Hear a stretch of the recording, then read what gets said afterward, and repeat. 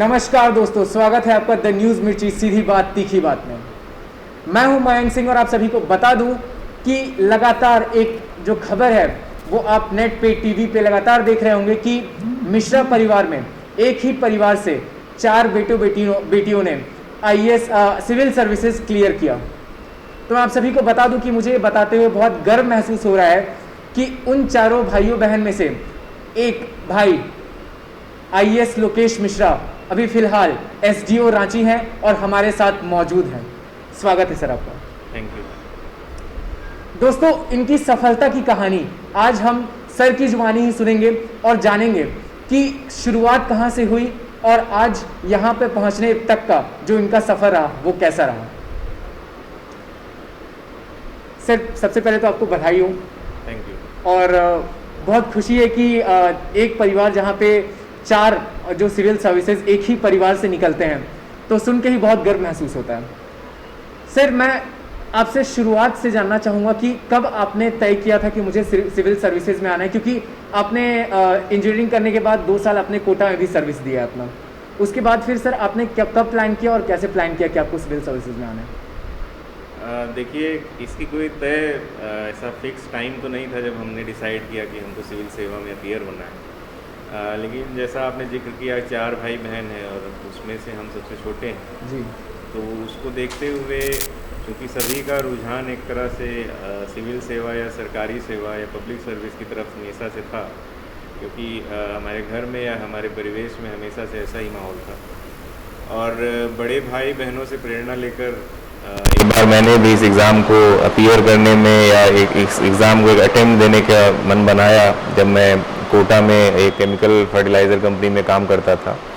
तो उसके बाद ही धीरे धीरे जब हमने इसकी तैयारी करनी शुरू की तो इस काफ़ी चीज़ें जो नई पता चली और इंटरेस्ट बढ़ता गया और उसी के साथ ये तय हो गया कि इस एग्ज़ाम का तैयारी हम लोगों को मन से करना है और जिसके परिणाम स्वरूप फिर हम बहुत मनोयोग से पूरा एग्ज़ाम दिया और फाइनली सिलेक्शन हुआ।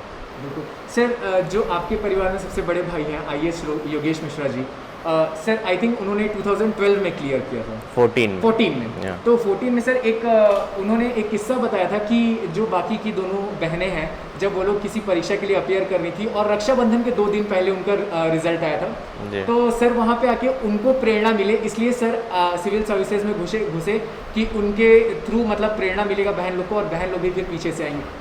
फिर सर चौथे आप भी इसी लाइन में आए। तो एक भाई 3 लोगों का नेतृत्व जब कर रहा था, क्योंकि आप लोगों में बहुत ज़्यादा एज गैप भी नहीं है, तो वो समय कैसा रहा, वो पल कैसा रहा? देखिए, जब वो चूँकि बड़े भाई हमारे सॉफ्टवेयर इंजीनियर हैं और उसी में वो करीब 4 साल काम किए एज सॉफ्टवेयर इंजीनियर, और चूँकि ये एग्ज़ाम बहुत ही अनसर्टेन है, उसमें काफ़ी स्ट्रेटजिक और मेहनत की आवश्यकता होती है, तो मेरी दोनों बहनें अपीयर कर रही थी और कई बार वो फेल भी हुई, तो उससे उनको थोड़ा मनोबल कमज़ोर हुआ, टूटा भी। तो जैसा आपने जिक्र किया उस वाक़ये का कि राखी के दिन जब भैया गए थे तो वो काफ़ी एक तरह से डिमोरलाइज भी थी, तो उनका मनोबल बढ़ाने के लिए हम सभी चूँकि एक साथ एक दूसरे से बात करते रहते थे और एक दूसरे का सहयोग और मनोबल बढ़ाते रहते थे। तो उसके बाद बड़े भाई चूँकि उनका इंटरेस्ट इसमें नहीं था, लेकिन उन्होंने एक तरह से एक चैलेंज के रूप में इसको स्वीकार किया और लोगों बहनों को प्रेरणा देने के लिए, मुझे प्रेरणा देने के लिए उन्होंने एक अच्छी स्ट्रेटजी डिवाइस की, जिसको फॉलो करते हुए हम सभी लोग फाइनली सक्सेसफुल हुए। और वो जो स्ट्रेटजी उन्होंने बनाई वो काफ़ी साइंटिफिक और कई लोगों से, क्योंकि उनका मेल मिलाप था, उनके कॉलेज के नेटवर्क में कई लोग ऐसे थे जो अपीयर कर रहे थे या क्वालिफाई किए थे, तो उन सब से बातचीत करके एक सक्सेसफुल स्ट्रेटजी उन्होंने बनाई जिसका फ़ायदा हम सबको मिला। बिल्कुल सर, आप लोग में बहुत ज़्यादा एज गैप नहीं है, 1-2 साल, सभी 1 साल के शायद गैप में चारों भाई बहन हैं। तो सर वो जो मोमेंट है तो ऐसा आया होगा जब चारों भाई बहन एक जगह बैठ करके और इसके बारे में पढ़ाई कर रहे हो या बातचीत कर रहे हो, वो मोमेंट क्या था सर? ऐसा करीब 1 साल का पीरियड ऐसा था जब हम चारों एक साथ एक फ्लैट में रहते थे और इसी की पढ़ाई करते थे, इसी की बातें करते थे। तो वो आज के समय में अगर हम लोग फ्लैशबैक करके देखें तो बहुत ही इंटरेस्टिंग और बहुत ही अच्छा समय हम कहेंगे वो था। हम लोग डिस्कस भी करते थे, कुछ नए पर्सपेक्टिव्स उसमें आते थे और नई नई चीज़ें हम लोग पढ़ते थे, नई नई चीज़ें एक्सप्लोर करते थे, कुछ हिट एंड ट्राई भी होता था, हम लोग लिखते भी थे, उसको एक दूसरे को पढ़ाते भी थे, एक तरह से पीयर रिव्यू होता था चीज़ों का। तो वो पढ़ाई का जो एक पूरा समय था वो बहुत ही इंटरेस्टिंग था और हम लोग आज भी उसको बहुत ही अच्छे ढंग से याद करते हैं।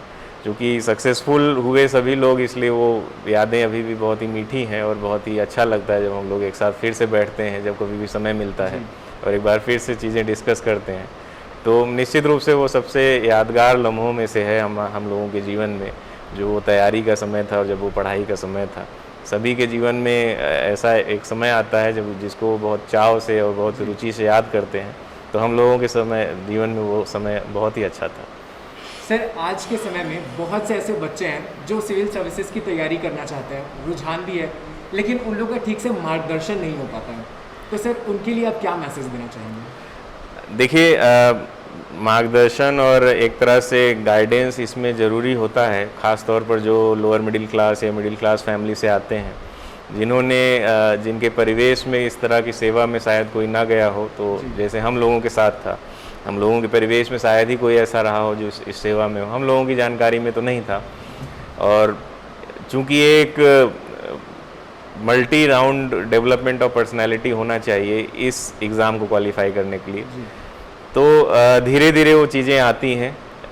अगर आपकी एजुकेशन या आपकी स्कूलिंग उतने अच्छे दर्जे की नहीं हुई, जो कई लोगों के साथ होता भी है, तो वो थोड़ा आपको समय लगता है, थोड़ा आपको उसमें पेशेंस रखना होता है और एक डाउन टू अर्थ रहकर, एक ग्राउंडेड रहकर एक मेहनत की आवश्यकता होती है, क्योंकि आप वो लैग या वो जो गैप होता है उसको फुलफ़िल कर रहे होते हैं। तो उसमें सबसे इम्पॉर्टेंट दो ही चीज़ें हैं इसमें, एक तो पेशेंस और एक हार्ड वर्क। तो आपको धीरज रखते हुए आपको लगातार मेहनत करनी होती है। मल्टी राउंड फेलियर्स भी कई लोगों ने मतलब झेले भी हैं और उसके बाद भी वो उभर कर सामने आए हैं और सक्सेसफुल टॉपर के रूप में उनका नाम है। और इवन आज मैं स्वयं कई ऐसे लोगों को जानता हूँ आज फील्ड में भी बहुत अच्छा कर रहे हैं। तो ख़ास तौर पर मेरी बहनें दोनों, जिन्होंने 3rd या 4th अटेम्प्ट में क्लियर किया, तो वो जैसे जैसे आप सपोज़ आप फेल भी होते हैं तो आपको मजबूती प्रदान करता है। अगर आपके मन में विश्वास है, आपके काम में, आपके एटीट्यूड में थोड़ा पेशेंस है, तो आपको धीरे धीरे वो बल प्रदान करता है और आप इवेंचुअली आप सक्सीड होंगे निश्चित रूप से। बिल्कुल सर, पहले भाई ने सिविल सर्विसेज क्लियर किया, फिर दोनों बहनें सिविल सर्विसेज क्लियर की, उसके बाद फिर सर आप भी क्लियर किए। जिस दिन ये पता चला कि अब चारों भाई बहन जो हैं वो सिविल सर्विसेज में आ चुके हैं, वो जो मोमेंट था सर, वो आपके लिए और आपके परिवार के लिए कैसा रहा? देखिए, मेरे लिए व्यक्तिगत रूप से तो चूँकि मेरा लास्ट सिलेक्शन हुआ था, तो चूँकि ऑलरेडी सभी लोग सेवा में थे, तो मेरे लिए एक खुशी की बात थी कि सभी लोग सर्विस में, और finally I got selected too. But सबसे ज़्यादा खुशी तो माँ बाप को हुई थी, जिन्होंने ये एक सपना देखा था जब हम लोग बहुत छोटे थे, कई सालों पहले, और उसके लिए उन्होंने बहुत त्याग और उसके लिए बहुत ही परिश्रम उन्होंने भी किया। तो सब उनकी खुशी को या उनके सपनों को पूरा होते देखकर हम लोगों को ज़्यादा खुशी हुई, और एक तरह से हम सभी लोग जिस तरह से स्ट्रगल के भागीदार थे, उसी तरह इस खुशी के भी भागीदार बने। बिल्कुल सर, आपके पिताजी एक बैंक ब्रांच मैनेजर हैं सर, तो मतलब एक बैंक मैनेजर के फिर जो चारों बच्चे हैं उन्होंने स्ट्रगल करके उन चारों को एक पैर पे खड़ा कर दिया, तो वो क्या बोल करके किस तरीके से गर्व लेते हैं आप सभी के ऊपर? देखिए, अभी भी जब हम लोग उनसे मिलते हैं, छुट्टियों में जाते हैं घर, तो अभी भी वो हमेशा की तरह इस एक ही बात कहते हैं कि जो भी काम कर रहे हो उसमें पूरी लगन और ईमानदारी के साथ काम करो। वो बहुत ही प्रोग्रेसिव और आगे की सोचने वाले हैं जी।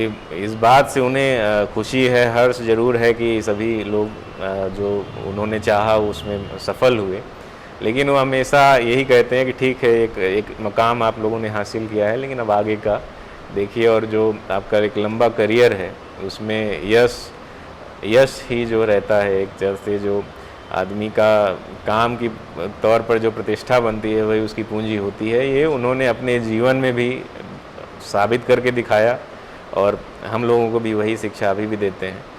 उनका पूरा जो प्रोफेशनल लाइफ है, या जिस तरह से वो प्रोफेशनली अपने आप को कंडक्ट किए और लोगों की समाज में जिस तरह से उनकी उठना बैठना था, तो वो उनका पूरा एक लाइफ ही एक संदेश था, एक हम लोगों के लिए इंस्पिरेशन था।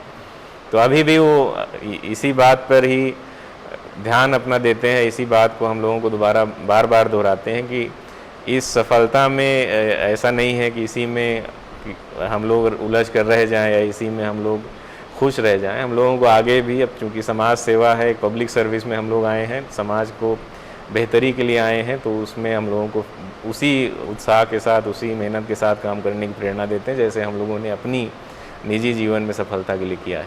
बिल्कुल सर, जैसे हम बच्चे होते हैं तो बच्चे क्या होते हैं कि बहुत जल्दी अपने मन की बात दूसरों को बता देते हैं कि मैं आपके लिए ये महसूस करता हूँ, मैं आपके लिए ये महसूस करता हूँ। लेकिन जैसे जैसे इंसान बड़ा होता है वो अपनी भावनाओं को छुपाने लगता है। मैं आपसे जानना चाहूँगा सर कि आपकी जो तीनों भाई बहन हैं, एक एक करके आप तीनों के लिए क्या महसूस करते हैं, वो आज ज़रूर अपने दिल की बात आप उन तक पहुँचाएँ। शुरुआत करेंगे योगेश सर से। देखिए, सबसे बड़ी तो मेरी एक दीदी हैं, क्षमा। श्योर। वो एक तरह से हम लोगों के लिए मदर फिगर हैं, वो सबसे बड़ी हैं, और हम लोगों के माधवी दीदी, क्षमा मिश्रा, क्षमा नाम। चूँकि मेरा ये व्यक्तिगत ये मानना है कि परिवार में बच्चों, अगर आप सिबलिंग्स हैं, भाई बहन हैं, तो पढ़ाई एक, चूँकि एक ऐसा सब्जेक्ट है या ऐसा एरिया है जिसमें अच्छा माहौल घर में तभी बनता है जब आपका जो एल्डेस्ट सिबलिंग है, जो सबसे बड़ा भाई या बहन है, वो कितना इंटरेस्ट ले रहा है पढ़ाई में या इस तरह की कार्यों में। तो उससे एक तरह से बैकग्राउंड या एक तरह से पूरा माहौल सेट होता है। तो जो मेरी सबसे बड़ी दीदी है, वो हमेशा से बहुत ही सिंसियर, बहुत ही हार्ड वर्किंग और पढ़ाई के प्रति हमेशा से ईमानदार और हमेशा से टाइम डिसिप्लिन्ड, वो पूरा उनके अंदर एक आदर्श विद्यार्थी का जो गुण है वो सब उनके पास है। तो उनको देखकर हम लोगों ने, सब ने बचपन से ही, चाहे स्कूल में हो चाहे कॉलेज में हो, हमेशा उन्हीं को देख कर के पढ़ने का इसी तरह का प्रयास किया। सब फिर उसके बाद योगेश। क्षमा मैम, अभी कहाँ पोस्टेड है सर? अभी वो कर्नाटका काडर में IPS है, अभी कोडगू डिस्ट्रिक्ट में SP हैं जी। दूसरे नंबर पर योगेश भैया हैं। उन्होंने हमेशा से जो टफ़ मोमेंट्स रहे हैं उसमें हमेशा से, चाहे वो माता पिता का हो या हम भाई बहनों का हो, उनका हमेशा से मनोबल बढ़ाया है, उनका साथ दिया है। सबसे बड़ी बात, सबसे अच्छी बात उनमें ये है कि जब एक तरह से ब्लैकआउट हो या एक तरह से कुछ समझ ना आ रहा हो किस रास्ते पर जाया जाए, क्या नया किया जाए, क्या हम लोग गलत कर रहे हैं, या अब क्या इसमें स्ट्रेटजिक अप्रोच लिया जाए, चाहे वो पर्सनल डिसीजंस में या प्रोफेशनली हो, तो हम सभी लोग उनसे एक बार ज़रूर सलाह करते हैं। बहुत ही, मतलब मैं तो कहूँगा वो बहुत ही दूरदर्शी उनकी एक सोच है। और हमेशा जिस तरह से भी उन्होंने हम लोगों को कभी दुविधा या डायलेमा रही हो या कुछ लग रहा हो कि इसमें क्या सही रहेगा हम लोगों के लिए, क्या नहीं रहेगा, तो उसमें निश्चित रूप से उनका जो एडवाइस, उनकी जो सलाह रहती है, हमेशा से काम आई है। उसके बाद कहाँ पोस्टेड है सर? अभी वो शाहजहाँपुर में ऑर्डिनेंस फैक्ट्री में पोस्टेड है एज वर्क्स मैनेजर। सबसे छोटी जो मुझसे भी बड़ी माधवी दीदी हैं, वो मेरे लिए एक एज ए फ्रेंड हमेशा से रही, हमेशा उनका साथ रहा है।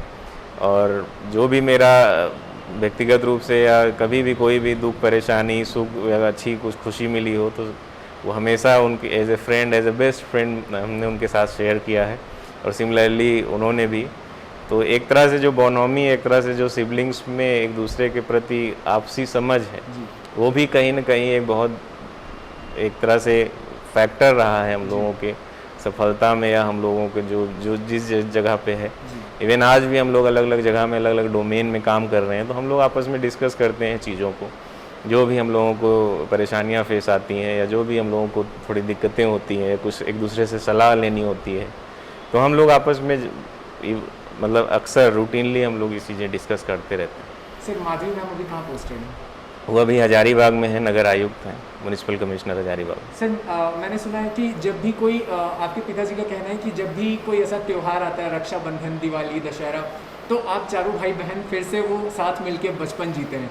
तो किस तरीके से अपना बचपन जीना पसंद करते हैं चारों भाई बहन एक साथ? देखिए चूँकि अब एक हम लोग ऐसी सर्विस में हैं जहाँ पर छुट्टी मिलना मुश्किल रहता है और एक साथ चारों लोगों को मिल पाए ये और मुश्किल रहता है।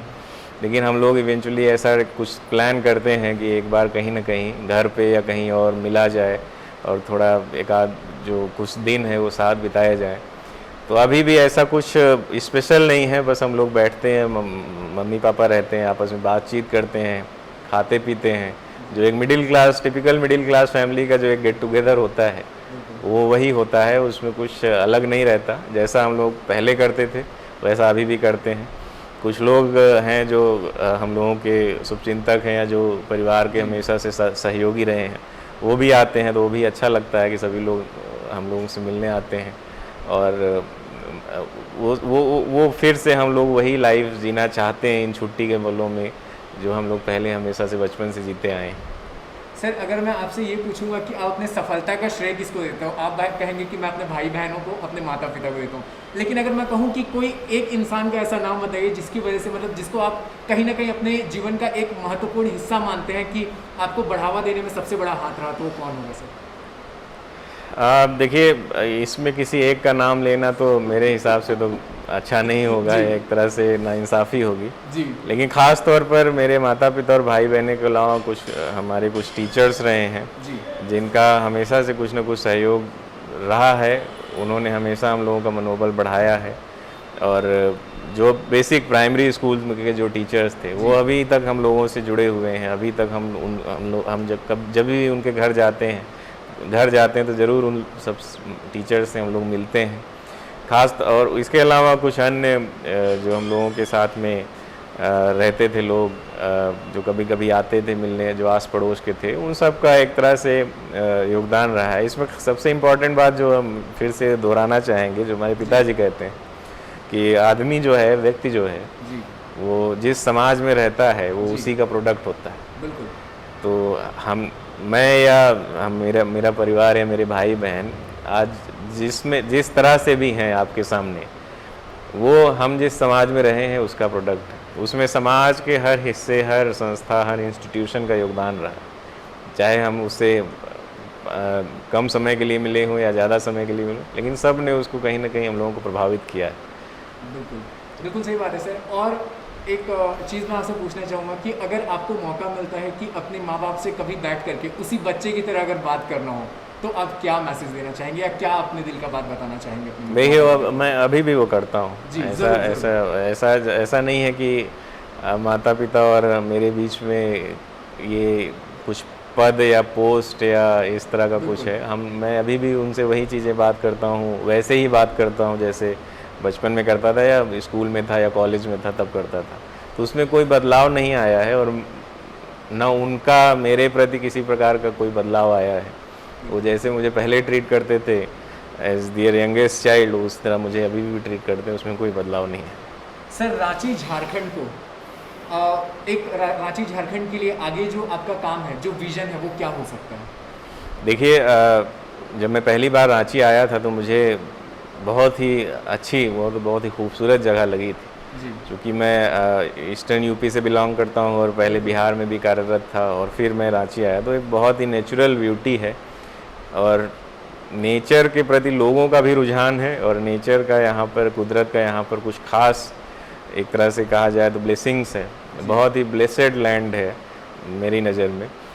उसको, रांची को वो प्रिजर्व करके रखना चाहिए और उसको जो भी अदर मटेरियल डेवलपमेंट हैं या जो भी अन्य इंफ्रास्ट्रक्चरल डेवलपमेंट हैं वो सब तो होते रहने चाहिए, ज़रूरी भी हैं, लेकिन जो नेचर का एक विशेष वरदान झारखंड को है, रांची को है, उसको बचा के रखना चाहिए। जितनी अच्छा मौसम है यहाँ, जितने जलाशय हैं यहाँ पर, जितने जंगल हैं, वो वही एक विशेष पहचान बनाते हैं रांची शहर की। वही लोग जो बाहर से आते हैं, इवन जो मेरे कुछ जानने लोग, पहचानने के लोग जो यूपी से आते हैं, बिहार से आते हैं या अन्य राज्यों से आते हैं, वो इसको बहुत अप्रिशिएट करते हैं कि रांची एक अलग है बाकी शहरों से, क्योंकि यहाँ पर खुशनुमा माहौल है, एक बढ़िया मौसम है, जंगल है, प्रकृति का काफ़ी यहाँ पर एक आशीर्वाद रहा है, तो उसको हमेशा से बचा के रखना चाहिए।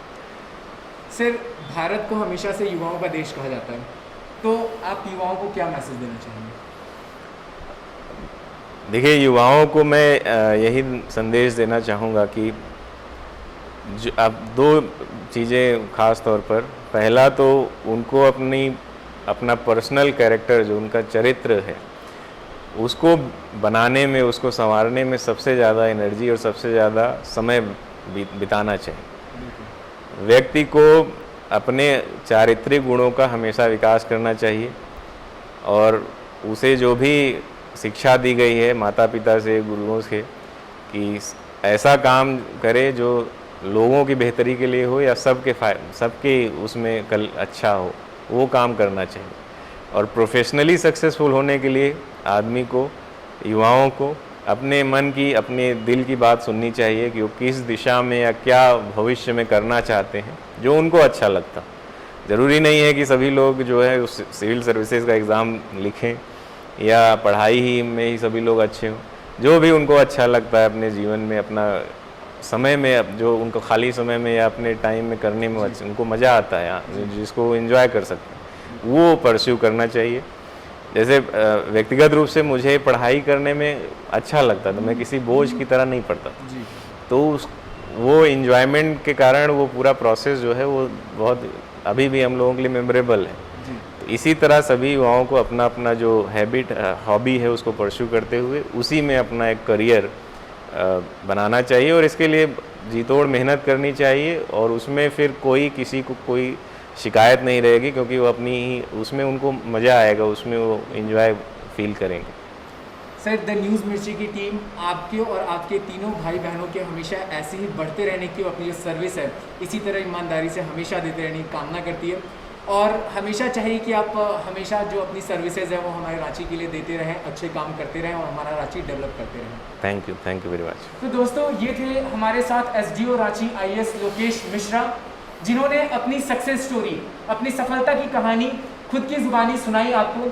अपना मेहनत, जो बचपन से लेकर के अभी तक का जो विजन रहा, जो चारों भाई बहनों में प्यार रहा और जिस तरीके से उनके पिताजी आज उन पर गर्व करते हैं, यही संदेश उन्होंने हमारे युवाओं को, हमारे देश के लोगों को भी दिया कि हमेशा अपना काम ईमानदारी और मेहनत से करें, तो फिर आगे चलकर आपको सोचने की ज़रूरत नहीं है कि आपका लक्ष्य आपको मिलेगी या नहीं। सीधी सी बात है कि आप अपने लक्ष्य की ओर अग्रसर रहेंगे। ये थे हमारे साथ लोकेश मिश्रा सर, बहुत बहुत धन्यवाद सर। Thank you. और मैं हूं मयंक सिंह, द न्यूज़ मिर्ची, रांची। धन्यवाद। ऐसे ही सीधी और तीखी न्यूज के लिए YouTube पे जाकर के द न्यूज़ मिर्ची चैनल को सब्सक्राइब करें और लेटेस्ट अपडेट के लिए बेल आइकन को दबाना बिल्कुल ना भूलें।